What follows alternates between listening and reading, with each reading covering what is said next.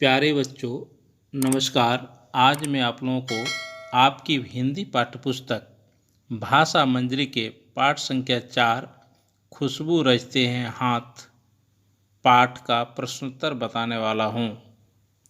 प्रश्नोत्तर से पहले इस कविता में आए कुछ कठिन शब्दों के अर्थ को बता रहा हूँ। ध्यानपूर्वक सुने और अपनी कॉपी पर लिखें। बदबू, दुर्गंध, खुशबू जिसका अर्थ होता है सुगंध, टोला, छोटा बस्ती, जख्म, घाव, चोट, केवड़ा, रात रानी ये फूलों के नाम हैं। नाला, गंदा पानी निकलने का रास्ता। मशहूर, प्रसिद्ध। मुल्क, देश। आइए अब हम लोग पाठ के अभ्यास प्रश्नों के उत्तर को जानें। प्रश्न 1, कैसे कैसे हाथ खुशबू रचते हैं? इसका उत्तर है उभरी नसों वाले हाथ, घिसे नाखूनों वाले हाथ, पीपल के पत्तों से नए नए हाथ, गंदे और कटे पिटे हाथ, जख्म से फटे हाथ, जूही की डाल सी खुशबूदार हाथ खुशबू रचते हैं।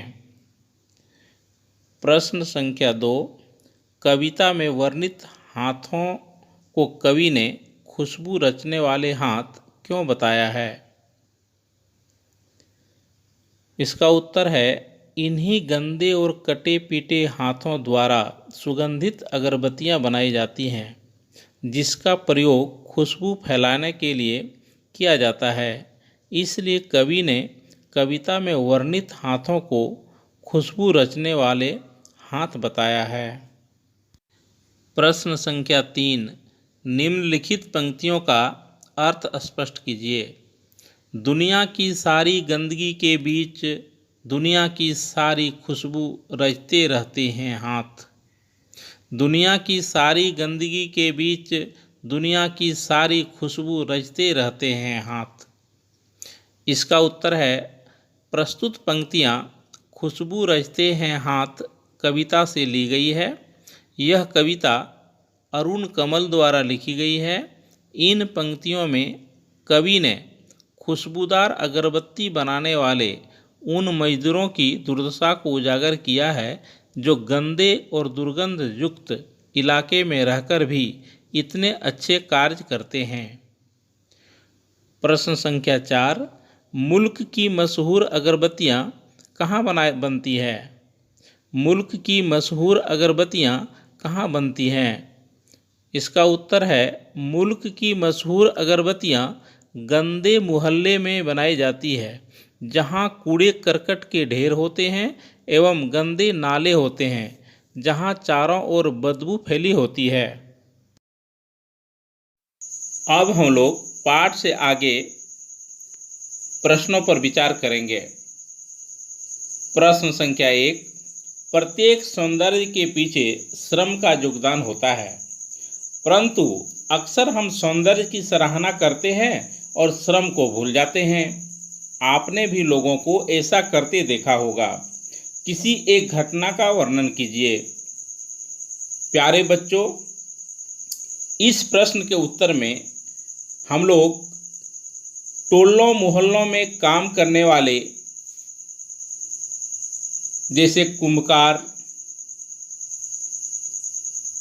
या बांस का सामान बनाने वाले मजदूर,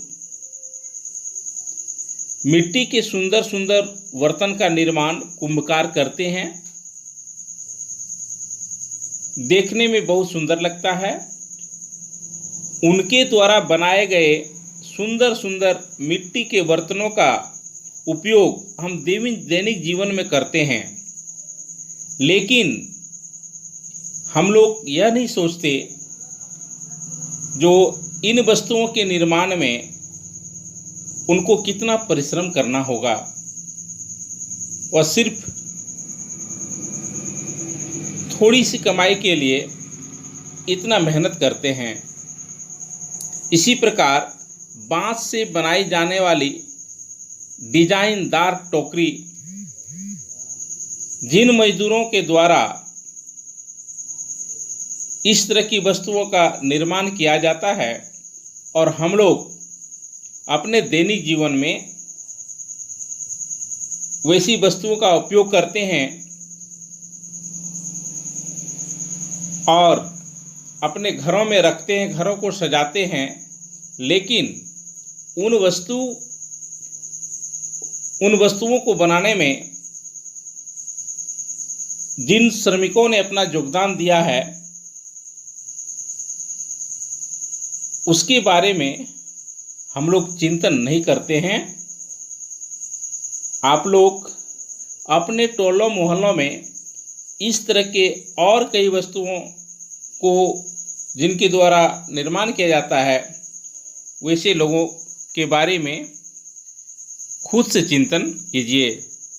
प्रश्न संख्या 2, स्वच्छता के महत्व पर एक अनुच्छेद लिखिए।